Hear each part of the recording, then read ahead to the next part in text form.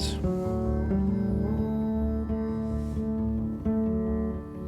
It's really a beautiful morning here in Southern Oregon.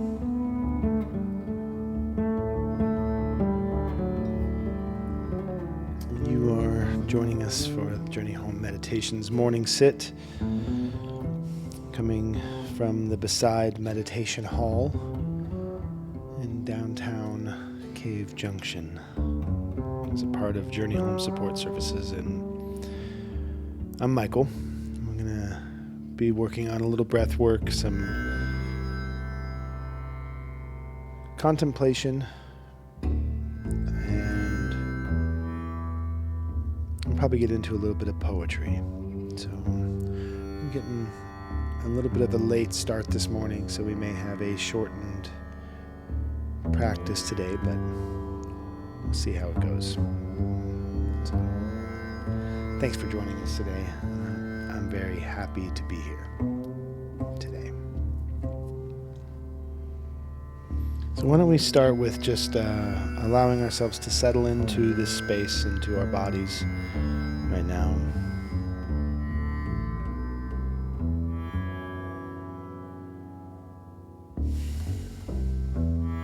Just take a few moments to catch your breath.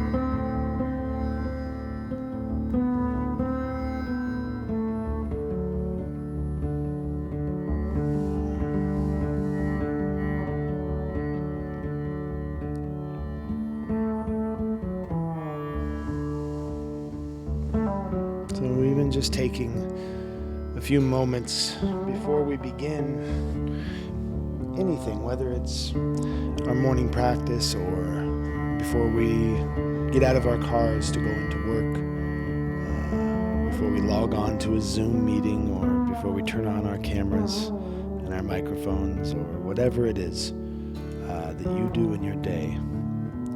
Even before you're gonna have a conversation with family, loved one, friends, especially if that conversation might require some uncomfortable feelings. I think it's really important to learn the practice of just pausing for a moment. You know, one of the people that I found to be such a wonderful teacher when they were alive was Thich Nhat Hanh. And one of Thich Nhat Hanh's amazing gifts was this presence that they had. They were sitting with someone. And I noticed that even without explicitly saying or teaching, that when Thich Nhat Hanh was in a conversation, if someone asked him a question, he would often pause before answering. Even if it was a question he'd been asked multiple times, he would still pause. And I don't think this was meant to be a trick. I really believe, especially when I practice it myself, I can see that there is a remembrance that occurs, the remembering that this is a new moment. This is a present moment with the person. And he would just pause before he would answer. Just taking a couple of breaths. And I noticed that as the conversation continued, this invited, without explicitly asking, the other person to slow down as well. So it was through presence of being that made the other person comfortable, that allowed the other person to find comfort in slowing down. I think for myself, I know that when I feel anxious or discomfort or insecurity, I speak faster, I rapid fire conversations, I return to answers and to responses and reactions that I'm familiar with.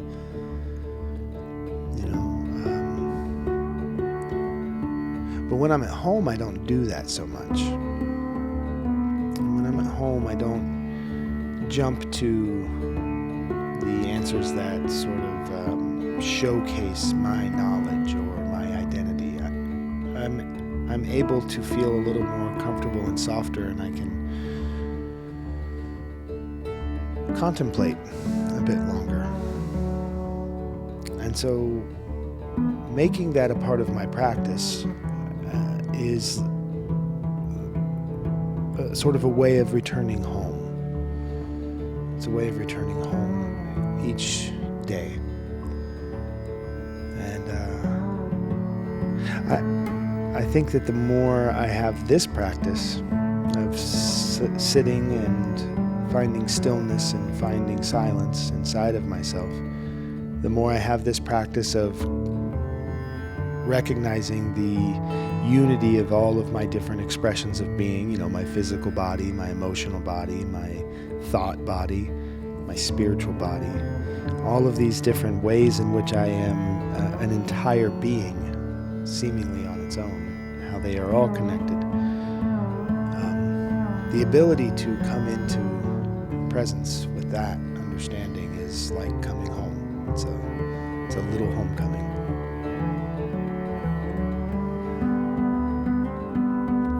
And I know that for many of us, home wasn't always a safe and comfortable place. For myself, home oftentimes was very insecure. Sometimes there was disarray in my home, whether it was physical disarray, the house, when I would stay at in one of my homes. I come from, like many of us, a divorced family, and when I would stay at my father's house, for instance, sometimes the house was in quite a bit of disarray, and so there was already a feeling of anxiety there. Never felt comfortable, and it was always made clear that that wasn't my home. And at my mother's house, she worked. She was a single mom, so she worked a lot. So home was often, when I was younger, it was just me. And so until I was able to feel comfortable with that, it felt quite insecure sometimes. So the notion, when I started learning the notion of coming home, returning to our safety, I didn't quite know what that meant. And I moved a lot as a kid, so home was already insecure as well. But learning, really embodying that my home is this place where I am rested, where I can be safe inside of who I am. Learning that I can find safety in my own body was a big deal. It was something that seemed impossible or seemed like it was one of those empty promises made by a self-help guru of some sort, lose 30 pounds in a week, own your own home with 2.5 kids, blah, blah, blah. One of those big dream promises, pipe dreams. But the practice has brought me into a place. And when I say the practice, I know it sounds very like there's a strict, solid method. But for me, the practice is simply learning how to bring my attention and awareness to my breath, into my body, and to recognize what emotions I'm carrying, what physical sensations I'm avoiding, and how that's affecting my thoughts. And then I bring all of those together through the breath. I find a place of comfortable unity between all of those elements of who I am, my physical body, my emotional body, and my thought body. And making this a practice of breath, this is a spiritual practice. So that's what I mean when I say the practice. It's very simple, but it's not always easy. Until I started finding that space of home. And now it's not only easy for me, but it's something that I want to return to as often as I can. And I can take that with me wherever I am. I can take that with me in very tense interactions, or when I'm in insecure places. I can always return to my awareness of my breath, even just for a few moments throughout my day, reminding me where I am. I'm present in this moment right now. So home isn't that place that I go back to like a nostalgia. Home is this internal place that I carry with me in that sense. So let's take those few breaths together this morning. I'm going to invite the bell, and we can have a few intentional breaths.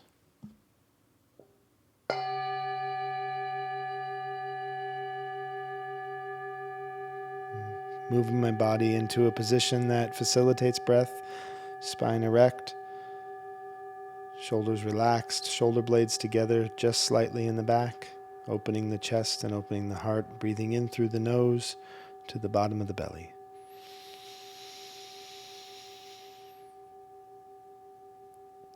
And release.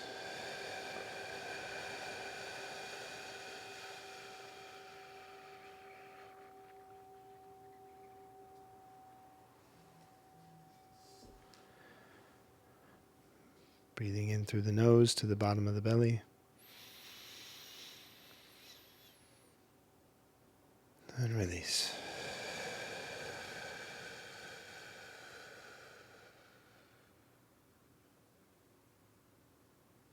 Breathing in.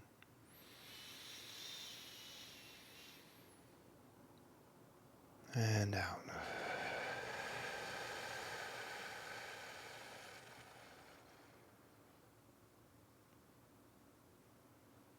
Find your rhythm. Continue with the awareness of your in-breath, how it feels in your body, your out-breath, and what the sensations are that want to arise.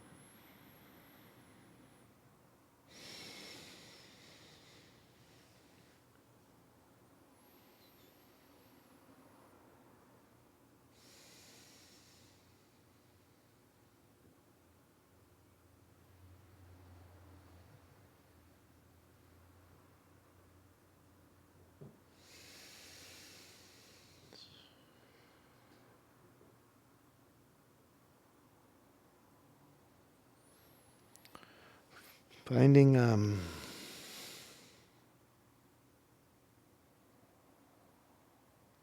that place of being okay. You know, recognizing that okay doesn't mean necessarily that you're not going to feel uncomfortable things. Sometimes you're going to feel uncomfortable things, but it's learning how to be okay with that. Like, I'm okay with feeling a little trepidation, you know, because I can recognize that my trepidation, you know, my hesitancy necessarily to jump right in, that might be a protective measure. Maybe that's something saying just slow down a little bit. Or maybe I'm feeling a little sadness or a little rejection. Whatever it is that I'm feeling, that sensation, those emotions, I'm feeling them as a way to tend to those parts of me. You know, when we are children, we are mostly unable to provide everything we need for ourselves. So we depend upon others. And that could be a lesson of lifelong interdependence, where we recognize, like, I depend on you, you depend on me. We cannot provide everything for ourselves, nor should we feel that we need to. Sometimes we need to feel like I require the presence of other beings, other people, to meet needs. But it's hard if you're a person who, as a child, didn't have somebody who was equipped to meet those needs emotionally. If you didn't have the ability to be comforted or soothed, or if you didn't learn that it's okay to be sad or it's okay to be upset, that those feelings of sadness and upset are not harmful to other people, and you don't have to allow those feelings of upset and sadness to dictate and control the way that you communicate, interact, or belong in any situation. You can still belong.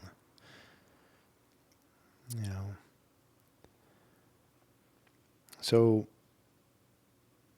if you weren't a person who was raised having that provided for you, you may have thought, I have to provide this for myself. But the thing there is it's difficult. It's like teaching yourself how to swim. And it's very scary. If you were all alone and had to learn how to swim all by yourself, chances are many of us wouldn't have made it. And it's like that with our emotional needs, is sometimes having to fill them on our own is very hard. But with practice and with these kind, gentle spaces of sharing together, we can provide that safety to work on these issues together. So this is why I encourage people using the chat feature, connecting with other people who also share these practices, and sharing ideas, sharing burdens, sharing successes and joys and hardships with one another.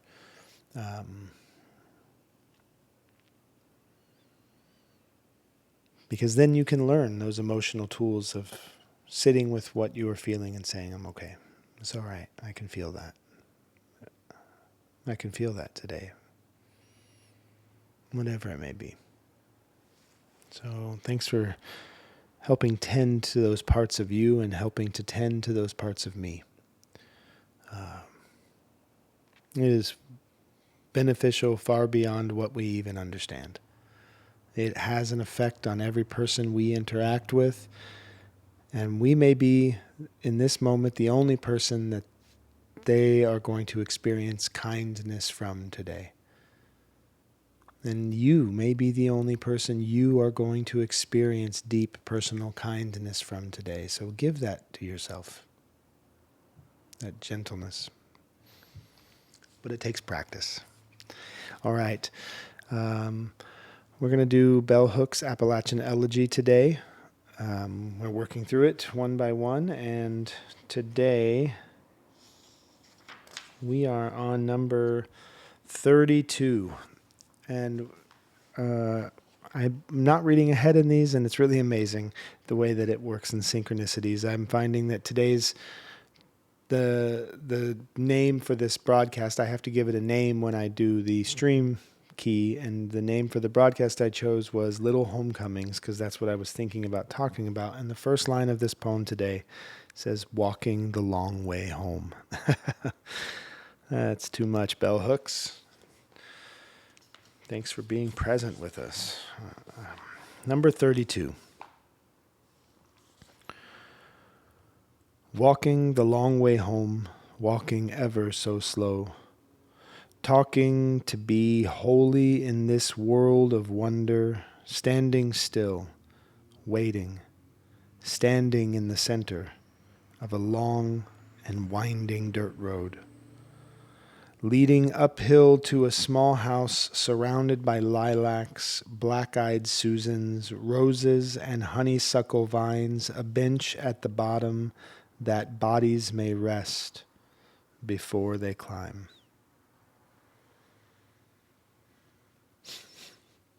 I feel like Bell Hooks is exactly describing this morning practice. That's exactly how it feels to me. This moment to rest before I make that uphill climb.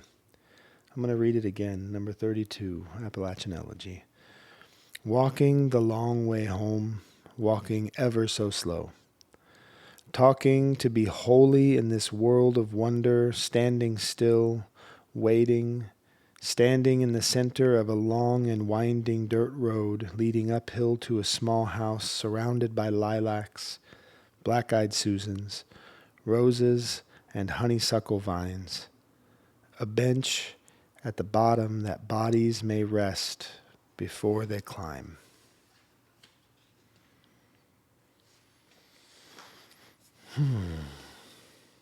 I cannot recommend getting this book highly enough.